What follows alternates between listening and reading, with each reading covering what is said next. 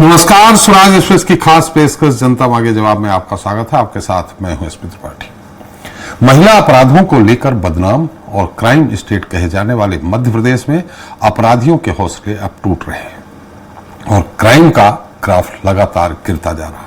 सूबे का मुखिया बनते ही डॉक्टर मोहन यादव ने प्रदेश को क्राइम स्टेट के तमगे से बाहर निकालने के साथ ही अपराध और अपराधियों पर नकेल कसने के लिए ऐसी सर्जरी की कि बीते 7 महीनों में ही डकैती, लूट, हत्या, गैंगरेप, महिला और बाल अपराध समेत हर तरह के संगीन अपराधों में भारी कमी देखने को मिली, जिसकी तस्दीक स्टेट क्राइम ब्यूरो के ताजा आंकड़े करते हैं।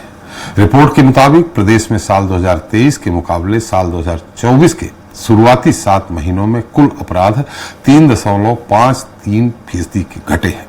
सबसे ज्यादा 51.56% की कमी डकैती जैसे गंभीर अपराधों में आई है, जो पुलिस बड़ी उपलब्धि मान रही है। वहीं महिला अपराध में लंबे समय तक देश में नंबर 1 रहे मध्य प्रदेश में महिलाओं के प्रति होने वाले अपराधों में भी 7.91% की कमी आई है। इस पर चर्चा करेंगे, लेकिन पहले बात करेंगे छत्तीसगढ़ की, जहां चांद और मंगल ग्रह पर कदम ताल कर रहे वैज्ञानिक युग में भी समाज का एक बड़ा तबका अंधविश्वास के अंधेरे में घिरा हुआ है और अंधविश्वास की आग में कई जिंदगियां जल रही हैं। एक बार फिर सुकमा जिले के एक गांव में जादू टोना के शक में प्रधान आरक्षक समेत 5 लोगों की निर्मम हत्या कर दी गई। वहीं बलौदा बाजार में भी जादू टोने के शक में 11 माह के शिशु समेत एक ही परिवार के 4 लोगों को मौत के घाट उतार दिया गया। दोनों घटनाओं ने पूरे छत्तीसगढ़ को हिलाकर रख दिया है। एक तरफ स्वास्थ्य मंत्री श्याम बिहारी जायसवाल का कहना है कि ऐसी घटनाएं समाज के लिए चिंता का विषय है, लेकिन सिर्फ सरकार और कानून के भरोसे ऐसी घटनाएं खत्म नहीं हो सकती। इन्हें रोकने के लिए जागरूकता अभियान चलाने की आवश्यकता है। वहीं दूसरी तरफ विपक्षी दल कांग्रेस ने बीजेपी सरकार पर अंधविश्वास को बढ़ावा देने का आरोप लगाते हुए दोनों घटनाओं के लिए जिम्मेदार बताया है। ऐसे में आज चर्चा अंतहीन अंधविश्वास के इसी मुद्दे पर।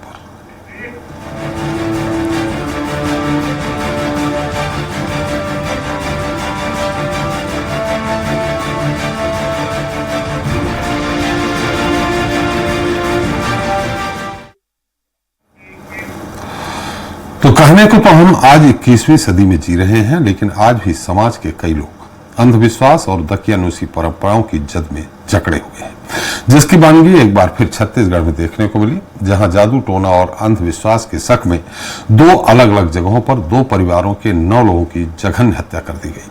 दोनों घटनाओं को लेकर पूरे प्रदेश में हड़कंप मचा हुआ है और सियासत भी तेज हो गई है। देखिए हमारी खास रिपोर्ट। अंतहीन अंधविश्वास, मानवता फिर शर्मसार। जी हां, आज के आधुनिक युग में भी अंधविश्वास की जड़ें कितनी गहरी हैं और हमारा समाज किस कदर अंधविश्वास के अंधेरे से घिरा हुआ है, इसकी वानगी एक बार फिर देखने को मिली छत्तीसगढ़ में, जहां जादू टोने और अंधविश्वास के शक में 2 अलग अलग जगहों पर 2 परिवारों के 10 लोगों की जघन्य हत्या कर दी गई। पहली घटना प्रदेश के आदिवासी बहुल सुकमा जिले के एक गाँव की है, जहां जादू टोना करने के संदेह में प्रधान आरक्षक समेत 5 लोगों की हत्या कर दी गई, जिनमें 3 महिलाएं भी शामिल हैं।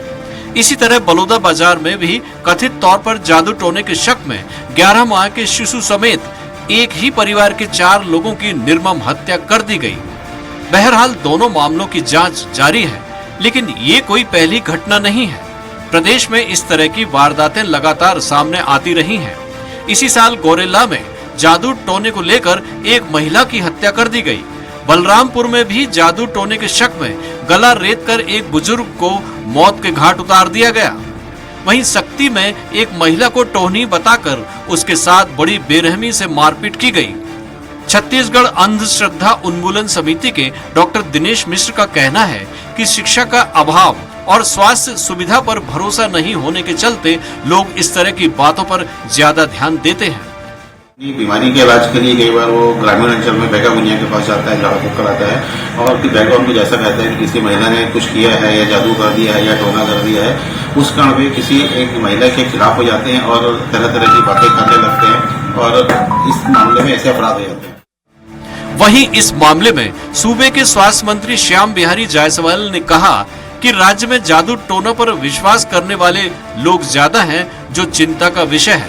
सरकार ऐसी घटनाओं को लेकर सख्त है, लेकिन सिर्फ सरकार और कानूनों के भरोसे अंधविश्वास को खत्म नहीं किया जा सकता।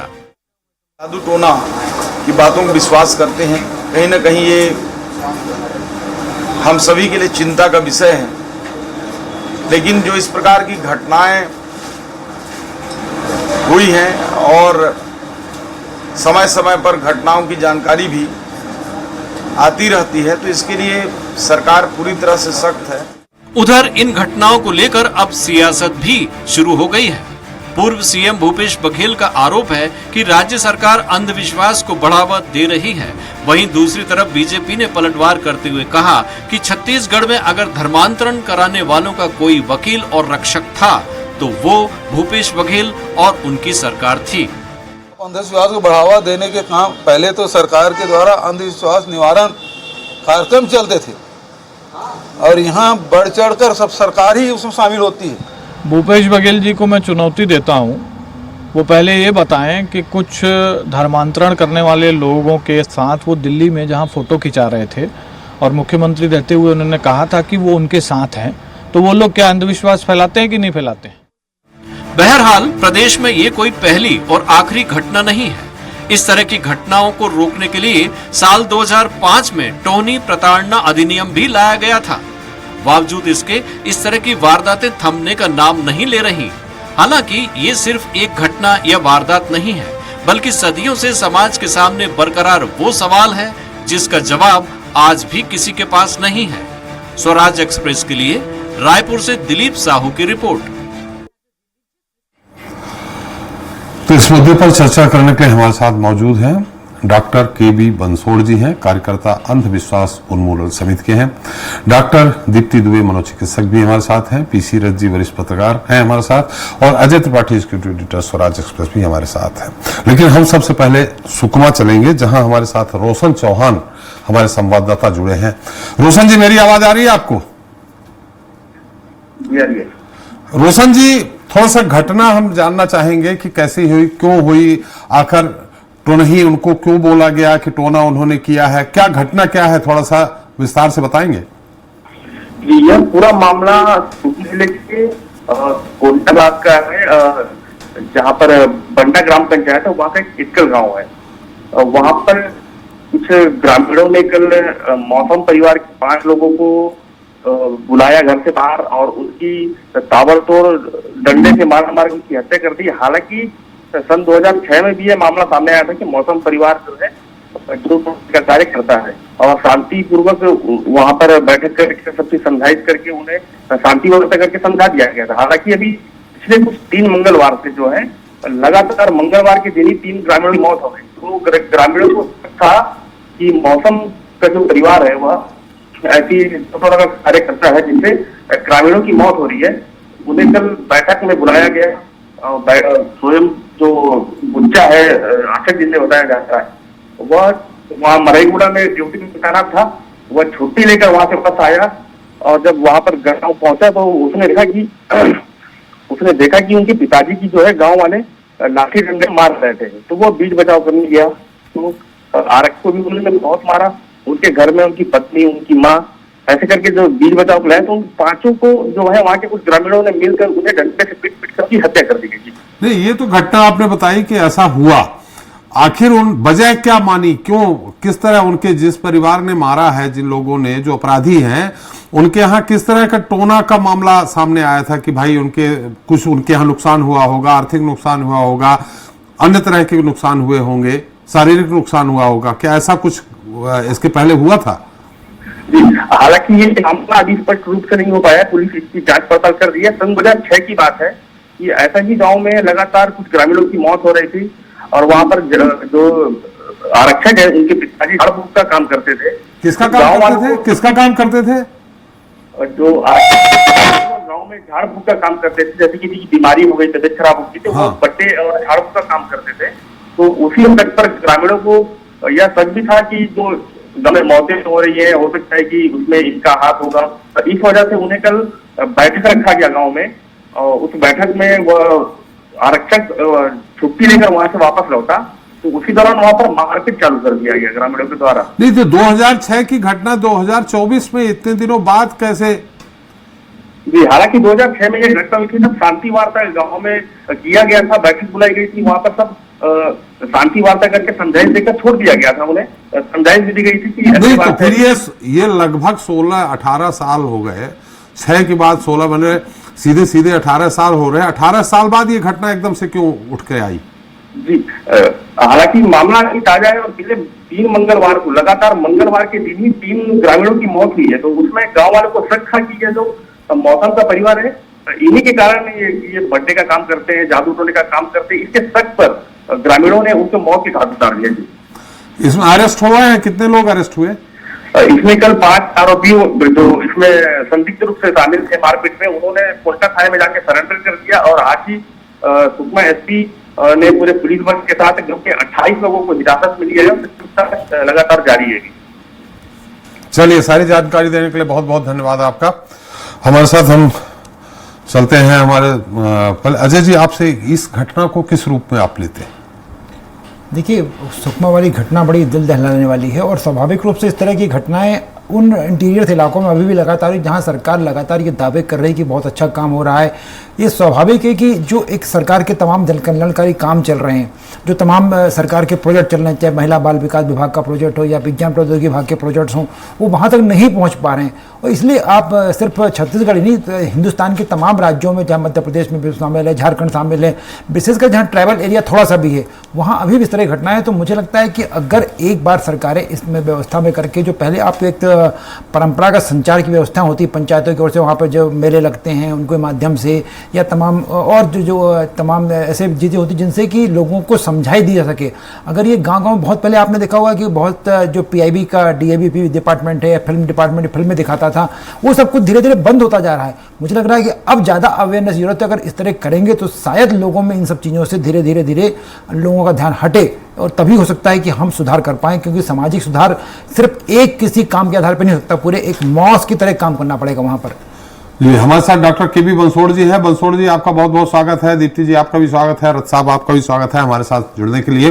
बंसोड़ साहब, आप अंधविश्वास निवारण समिति से जुड़े हैं, अंधविश्वास समाप्त करने की बात करते हैं और आप काम भी कर रहे हैं। इस तरह की घटनाएं, जबकि इसमें 2005 में सख्त कानून भी बनाया गया था कि किसी को टोनहा या टोनही बोलने पे उसको 3 साल की सजा, अगर उसको किसी तरह शारीरिक क्षति पहुंचाते हैं तो 5 साल की सजा होती थी। लेकिन ये घटनाएं लगातार बढ़ती जा रही हैं। अगर टोने टोटके की ही घटनाओं की बात करें तो पिछले कुछ सालों में 54 ऐसी घटनाएं आ चुकी हैं जो पुलिस स्टेशन में दर्ज हैं। किस रूप में ले रहे हैं आप इसको? क्या सफल नहीं हो पा रही? सरकार का अभियान नहीं चल रहा है?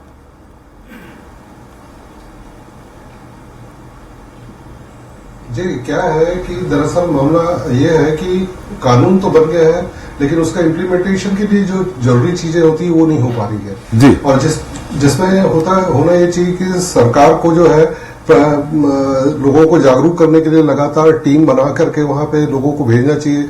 छात्रों के बीच में प्रचार कार्यक्रम चलाना चाहिए कि जादू टोना, अंधविश्वास, ये सब बेकार की बातें हैं। और इससे ज्यादा जरूरी है कि हम अपने विज्ञान अध्ययन की तरफ ध्यान दें, विज्ञान का प्रचार प्रसार की बात करें। तो इस तरह से तो छात्रों के बीच में जाकर के कार्य करने की जरूरत है और सामाजिक जागरूकता लाने के लिए विभिन्न जो मेला मड़ई वगैरह कार्यक्रम होता है उसमें जा करके नाटक, नुक्कड़ नाटक या बाकी और माध्यमों से जब तक हम ये सब कार्य नहीं कर पाएंगे, मतलब सामाजिक जिम्मेदारी भी है और सरकार की भी जिम्मेदारी है कि शिक्षा की को बढ़ावा देते हुए एक बात करें और दूसरा जो उनके सांस्कृतिक कार्यक्रमों के बीच में भी जा करके विभिन्न प्रकार से प्रचार करने का काम करेगी तो जरूर इसमें कमी आएगी। कानून तो बन गया है 2005 में, लेकिन उसका इम्प्लीमेंटेशन हो नहीं पा रहा है धरातल पे। गांव के लोगों को पता ही नहीं कि ऐसा कोई कानून भी है और ये इस तरह से हमको जो है अपनी रक्षा करनी चाहिए। ये एक बड़ा दुर्भाग्यपूर्ण बात है और वास्तव में इस तरह की घटनाएं फिर निरंतर बढ़ती ही जा रही है, हो रहा है सोसाइटी में। तो हमको इस बारे में ये चेतना लाने की जरूरत है, कार्य करने की जरूरत है। बिल्कुल शिक्षा की जरूरत है निश्चित तौर पे। तो ऐसा तो हो नहीं सकता जहां इस तरह की घटना हुई है वहां सारे लोग निरक्षर हो। निश्चित रूप से कुछ साक्षर भी होंगे उसमें से। हम आपके पास फिर से आते हैं। ऐसा हमारे साथ मनोचिकित्सक हैं डॉक्टर दीप्ति दुबे जी। डॉक्टर साहब, मैडम, इस तरह की घटनाएं जो अचानक, हालांकि ये कोई व्यक्तिगत तौर पे जैसे कहते हैं कि कोई अगर आत्महत्या कर लेता है तो उस समय के कुछ क्षणिक उसका उत्तेजना उस समय आती है और आत्महत्या कर लेता। पूरा गांव का गांव मॉब लंचिंग टाइप इसको कह सकते हैं। तो ये किस तरह की समझाइश देने की जरूरत है ऐसे लोगों को, ऐसे गांव वालों को?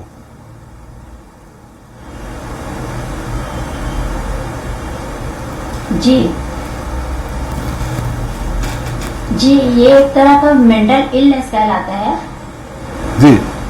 ये एक तरह का मेंटल इलनेस है और ये पूरे गांव किसी एक व्यक्ति के द्वारा कन्विंस हो जाना कहीं ना कहीं मानसिक स्थिति को ये दर्शाता है कि एक व्यक्ति किसी के ऊपर आरोप करता है और वहाँ की संस्कृति और वहाँ की परंपराएं भी लगातार चलते आ रही हैं कि ये टोना जादू से ही हम ठीक होंगे, सर्दी बुखार अगर होता है तब भी टोना जादू ही को लेकर आते हैं। और ऐसी स्थिति जब बनती है कि एक व्यक्ति ठीक कर रहा है तो कहीं ना कहीं गलतफहमी या वहाँ की परंपराएं से उन लोग डिस्कनेक्ट हो जाते हैं और उनको ऐसा लगता है कि भय का वातावरण बनता है। और भय का वातावरण जब बनता है तो लोग एक डरते हैं अंदर से, और अंदर से जो डर जब होता है तो उनको जो कहा गया रहता है वो वैसे ही करते हैं कि अगर कहा कि नहीं, अगर तुम ये ऐसा नहीं करोगे तो हो सकता है ये हमारे जान ले या हमारे व्यापार को नुकसान कर देंगे। और ऐसी शिकार अक्सर महिलाओं के ऊपर आरोप किया जाता है कि ये टोनही और ये सब चीजों की ये कहीं ना कहीं ये दर्शाता है कि हमें एक वैज्ञानिक तथ्य को सोचना है और एक अवेयरनेस का प्रोग्राम होना चाहिए। स्कूलों में ग्राउंड लेवल पर इनकी पढ़ाई को लेकर एक काउंसलर की जरूरत होना चाहिए, एक मनोचिकित्सक होना चाहिए जो इनके व्यवहार को, इनके इमोशंस को वॉच करते रहें और समय समय पर ये आगे बढ़ते जाएं। जैसा कि आपने कहा कि एक व्यक्ति ऐसा होता है, दो व्यक्ति ऐसे होते हैं जो पूरे गांव को इस तरफ क्राइम करने के लिए, अपराध करने के लिए मोड़ देते हैं। तो ये किस तरह का मनोवैज्ञानिक दबाव उन पे डालते होंगे पूरे गांव वालों पे? सब तो ऐसा होंगे नहीं, कुछ ही एक दो लोग होंगे। जैसा कि हमारे संवाददाता ने बताया कि वो बस से उतरते हैं और उनको लाठी डंडे से पूरे गांव के लोग पीटने लगते हैं। 2006 की घटना होती है, हर मंगलवार को किसी की डेथ होती है, फिर उनके बीच बचाव उनके परिवार वाले आते हैं तो उनको भी मार डालते हैं। तो वो जो प्रधान आरक्षक है वो तो कहीं और ड्यूटी करते हैं, छुट्टी पे आए थे। आपने कहा कि महिलाओं पे ही ज्यादातर शक होता है, तो किस तरह का मनोवैज्ञानिक प्रभाव डालते हैं लोग?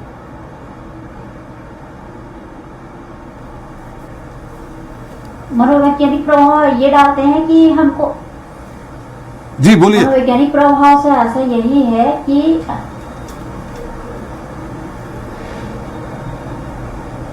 ये ऐसा एक दबावपूर्ण वातावरण का एक एनवायरनमेंट बनाया जाता है कि ऐसा करना ही है तभी हम सुखी रह पा सकते हैं। और ये कहीं ना कहीं जादू टोना करके हम लोगों को खत्म न कर दे, अंदर में एक भय होता है। और ये एक कंपल्सिव बिहेवियर में आता है कि एक व्यक्ति किसी को इस कदर मनोवृत्ति को, उनके आचरण को, सारी चीजों को एक ऐसे बताना है ताकि अक्सर हम देखते हैं कि एक पॉजिटिव थॉट होता है और एक निगेटिव। तो व्यक्ति सबसे पहले अगर अडॉप्ट करता है तो वो निगेटिव ही एस्पेक्ट को पहले देखता है कि निगेटिव चीजें भी वो पहले अपना इम्प्लीमेंट करता है, पॉजिटिव पर नहीं। तो इसलिए एक ऐसा परिवेश के रूप में एक वातावरण बनाया जाता है जिसमें वो व्यक्ति सारे के सारे एक के अंडर में करके ऐसा उन लोग प्लान किया जाता है और मनोवृत्ति बदलती है। और इसमें क्या सही है क्या गलत है इनका उनको जरा भी परवाह नहीं रहता। तो ये मानसिक स्थिति यही है कि इनका ट्रीटमेंट होना चाहिए कि व्यवहार उनका कैसा है, कहीं नशे की हालत में तो नहीं है। इसके पीछे बहुत सारे कारण हैं। जी, हमारे साथ रथ साहब है। रथ साहब, ये छत्तीसगढ़ की ये घटना निश्चित तौर पर पूरे देश के लिए कलंक है। और यही घटना नहीं, 4-5 दिन पहले बलौदा बाजार में होती है जहां 4 लोगों की हत्या कर दी जाती है। अभी सुकमा में 5 लोगों की हत्या हो जाती है। जो अपना टोनही प्रताड़ना अधिनियम 2005 है उसका कितना प्रभाव है और ये किस क्षेत्र में ज्यादा होता है? जैसा कि कहते हैं कि आदिवासी क्षेत्र में, जहां आदिवासी बहुल्य गांव हैं, वहीं पे इस तरह के होते हैं और ज्यादातर घटनाएं उनके साथ होती, जैसा मैंने अभी इसमें थोड़ा सा अध्ययन किया कि उन परिवारों के साथ ही माना जाता है जो झाड़ फूंक करते हैं। माने एक तरफ झाड़ फूंक, चलिए ठीक है उससे कुछ नहीं होता, लेकिन झाड़ फूंक करके वो सेवा भी गांव की करते हैं और वो इस तरह का दंश भी झेलते हैं और ये स्थिति होती है कि उनका पूरा का पूरा परिवार समाप्त कर दिया जाता है।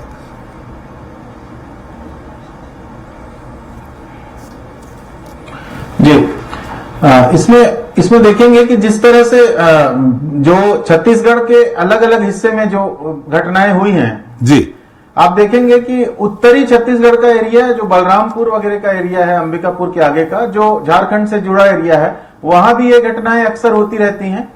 मध्य छत्तीसगढ़ का एरिया जो बलौदा बाजार, शक्ति, जांजगीर चांपा, ये मध्य छत्तीसगढ़ का एरिया है। और दक्षिण छत्तीसगढ़ का एरिया ये सुकमा कोंटा का इलाका है। सभी में समान रूप से इस तरह की घटनाएं हो रही हैं। इसका मतलब आप समझ लीजिए कि ये तार्किकता का अभाव है। एक तो वैज्ञानिक दृष्टिकोण का शिक्षण में हम लोगों ने उस तरह से सफलता नहीं पाई है। अपने छात्रों को जो बैचेस निकल रहे हैं स्टूडेंट्स के बीच में, समाज के बीच में, युवाओं के बीच में वैज्ञानिक दृष्टिकोण का प्रचार प्रसार बंद है, जिसके कारण इस तरह की घटनाओं को रोकने के लिए या उनको काउंटर करने के लिए, उनके रोज के जीवन में तार्किकता का विकास करने के लिए हम लोग शायद कुछ नहीं कर पा रहे हैं या कहीं चूक रही है सरकार। इसमें तार्किकता नहीं रहेगी तो बीमारी का कारण किसी व्यक्ति को समझा जाएगा, तार्किकता नहीं रहेगी तो अशिक्षा रहेगी। अशिक्षा, सही शिक्षा नहीं होना भी एक तरह से अशिक्षा है। तो अगर शिक्षा सही नहीं है तो ना तो जेंडर इक्वलिटी या जेंडर का सम्मान होगा और ना तो गरीब और अमीर के बीच इस तरह से खाई बनी रहेगी। कई बार गांव में ऐसा होता है कि कोई परिवार अगर अच्छा संपन्न होता जाता है, किसी तरह से वो अपनी मेहनत से किसी तरीके से वो संपन्नता हासिल करते हैं, तो गांव के बाकी लोग उनके दुश्मन होने लगते हैं। वो एक परस्पर ईर्ष्या में उस परिवार के प्रति विद्वेष रखते हैं। जैसा कि इस घटना में दिख रहा है कि गांव में कुछ लोगों की डेथ होती है, 2-3 लोगों की अलग ग्रामीणों की डेथ होती है, तो उसका कारण इस परिवार को समझ करके इस पर यह हमला किया गया। तो ये सही बात है कि उस डेथ के असली कारणों की छानबीन नहीं हुई। किस कारण से उन ग्रामीणों की मौत हुई, क्या उनको किसी तरह की बीमारी थी, क्या उनके खाने पीने में हेल्थ और हाइजीन के लेकर के कुछ गड़बड़ियां थी जिसके कारण उनकी मौत हुई, उसकी छानबीन करने की बजाय उसको जादू टोने के कारण मौत हुई बोल करके इस परिवार पे हमला किया गया, जो मौसम परिवार जो था जिसके सदस्यों को मार डाला गया। और जो हत्या करने वाले लोग हैं, जो मारने वाले लोग हैं, जो मॉब लिंचिंग का जिनके ऊपर संभवतः केस लगेगा, तो वो ऐसे लोग दिख नहीं रहे हैं कि जो उस तरह से हैबिचुअल क्रिमिनल हो, ऐसे लोग नहीं हैं। वो भी वो गांव वाले हैं, सामान्य जीवन जीने वाले गांव वाले हैं, लेकिन कहीं ना कहीं उनके मन में अपने मृत्यु के प्रति भय आया। कहीं ना कहीं उनमें, जैसा कि हमारी ये मनोचिकित्सक जी कह रही थी, कि सामूहिक रूप से उनमें भय इस कदर व्याप्त हो गया कि इस परिवार के कारण ऐसा हो रहा है, ऐसा बोल के वो लोग हत्या तक करने पे उतारू हो गए। तो ये कहीं ना कहीं तार्किकता की कमी है हमारे समाज में, हमारे जनजीवन में। अगर तार्किकता नहीं है तो सही एनालिसिस हो नहीं पाएगा, सही वैज्ञानिक दृष्टिकोण हम उन तक नहीं पहुंचा पाए हैं। और इसमें केवल ग्रामीण जनता नहीं है, इसमें गांव कस्बे तक के भी हमको वैज्ञानिक दृष्टिकोण को शिक्षण में सही तरीके से शामिल करने की कोशिश करनी चाहिए, ताकि लोग सही तरीके से कारणों का मूल्यांकन करें, कारणों को तार्किकता के साथ सोचें कि आखिर ये क्यों हुआ है। निश्चित रूप से 21वीं सदी में किसी जादू टोने से किसी की मौत हो जाए, इस तरह से सोचने से ज्यादा हास्यास्पद कुछ नहीं हो सकता। लेकिन क्योंकि हमारी शिक्षा प्रणाली में कहीं ना कहीं तार्किकता की बात नहीं है, वैज्ञानिक दृष्टिकोण की कमी है, इस कारण से इस तरह की घटनाएं रुक नहीं रही हैं, जो दुर्भाग्यपूर्ण है। जी बिल्कुल सही कहा। हमारे साथ एक बार फिर हम चलते हैं बंसोड़ साहब के पास। बंसोड़ साहब, आप ये उन्मूलन समिति चलाते हैं, अंधविश्वास उन्मूलन समिति, आप कोई ऐसी घटना बताएंगे जहां इस तरह की घटना होते होते बची हो और आप लोगों के समझाइश देने पर अंधविश्वास समाप्त हुआ हो?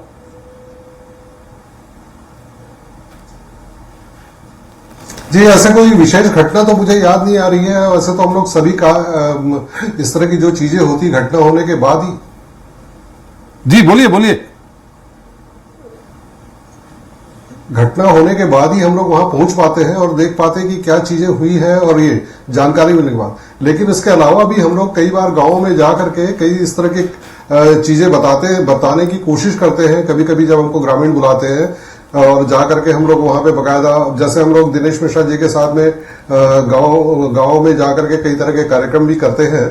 और इसके अलावा विज्ञान सभा के साथ में भी जाके हम लोग गांव में कार्यक्रम करते हैं। और इनिशियल वहां स्टेज प्रोग्राम में हम लोग बताने की कोशिश करते हैं, कुछ ट्रिक्स वगैरह भी दिखाते हैं अंधश्रद्धा दूर करने के लिए। जो कई बार जादू टोना करने वाले लोग या कोई झाड़ फूक करने वाले लोग जो ट्रिक्स दिखाते हैं, जैसे कुछ भी क्या कहना चाहिए, आग लगाने वाली घटना है या कोई भी ऐसे बहुत सारे ट्रिक्स होते हैं बाबा लोगों के, और ट्रिक्स को हम लोग करके भी दिखाते हैं और कोशिश करते हैं कि उनमें अवेयरनेस लाए।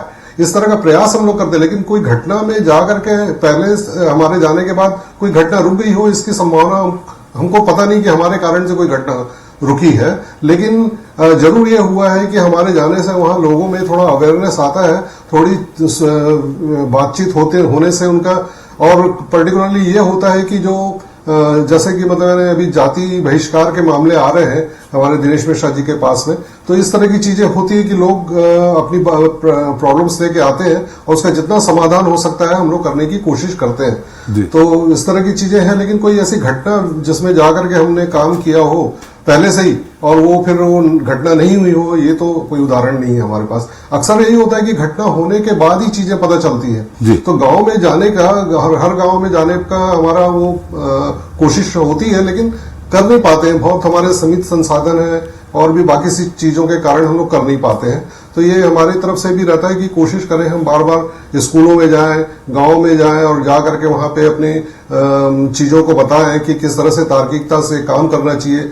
दो बातें हैं कि परंपरागत विचारधारा से ये अंधविश्वास आता है, और दूसरी बात होती है कि इसको लेकर के जो बच्चे हैं, युवा हैं, उनमें पहले से सारी चीजें भरी हुई है कि ये सब करने से ये होता है, इस तरह से करने से होता है, भूत प्रेत होते हैं और झाड़ फूक करने से वो ठीक हो जाते हैं, या अंगूठी पहनने से या ताबीज पहनने से चीजें ठीक हो जाती है और उससे हम लोग बच सकते हैं। इस तरह की बातें आती है, लेकिन ये सच नहीं होता। तो हम लोग इसको बताने की कोशिश करते हैं कि ये सब चीजें होती नहीं है, इसको अपने को नहीं मानना चाहिए, और ये एक बात होती है। तो इससे कोशिश हमारी ये रहती है कि बच्चों में अवेयरनेस आए, महिलाओं में अवेयरनेस आए, और वो फिर इस तरह की घटनाओं से दूर हो जाए। अब उसका कितना असर आता है ये तो पता नहीं चल पाया है, हम लोगों ने ऐसा कोई सर्वे किया नहीं है, लेकिन फिर भी ठीक है कि युवा लोगों में और बच्चों में थोड़ा सा एक विचार पैदा होता है, तार्किकता पैदा होती है।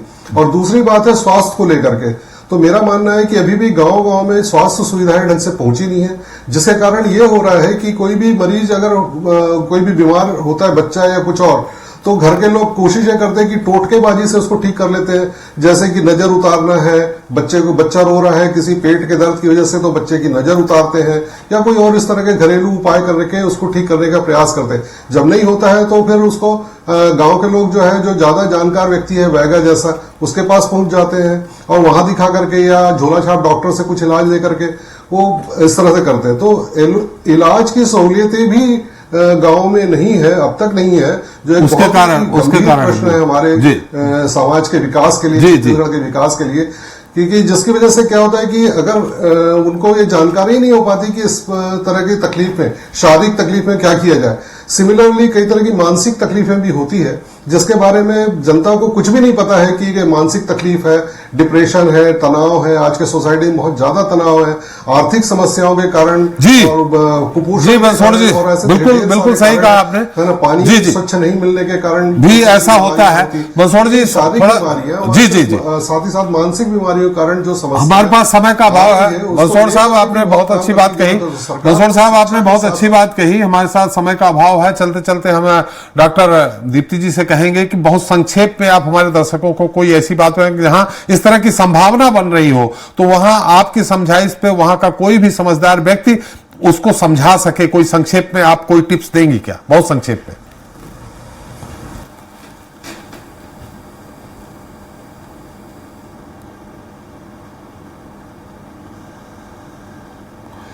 खान पान जो भी एक लेवल पर होना चाहिए, हर किसी को करना चाहिए। खान पान में भी एक रखना चाहिए, और कहीं भी अगर डिप्रेशन या चिंता होती है, कई ऐसी चीजें रहती है जो हम किसी से कह नहीं पाते हैं, तो काउंसलर से जरूर मिलिए, क्योंकि काउंसलर आपको जज नहीं कर रहा होता है, नॉन जजमेंटल रहते हैं वो, तो इसलिए अपनी सारी समस्याएं किसी एक व्यक्ति को जरूर बताएं।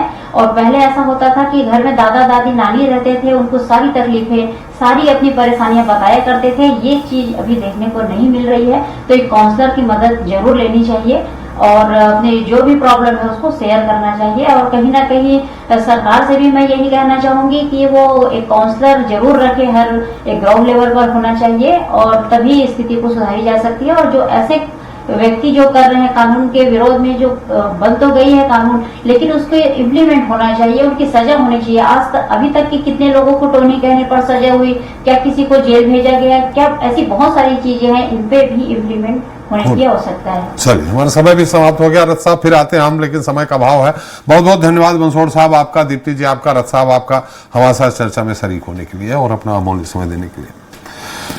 तो आज हमने चर्चा की छत्तीसगढ़ में सामाजिक अंधविश्वास और कुरीतियों को लेकर, जहां कई जिंदगियों की यह लीला सिर्फ इसलिए समाप्त हो गई क्योंकि उन्हीं के समाज और गांव के लोग उनको टोनही मानते थे। हालांकि छत्तीसगढ़ में टोनही प्रताड़ना अधिनियम 2005 लागू है, इसके बावजूद अंधविश्वास की आग में लोगों की जिंदगी स्वाहा हो रही है। इस तरह की घटनाएं न केवल सरकार को आईना दिखाती हैं, बल्कि समाज के उन ठेकेदारों को भी ठेंगा दिखा रही हैं जो अपने आप को समाज सेवी होने का तमगा पहनाते हैं। बहरहाल ये तो बात रही छत्तीसगढ़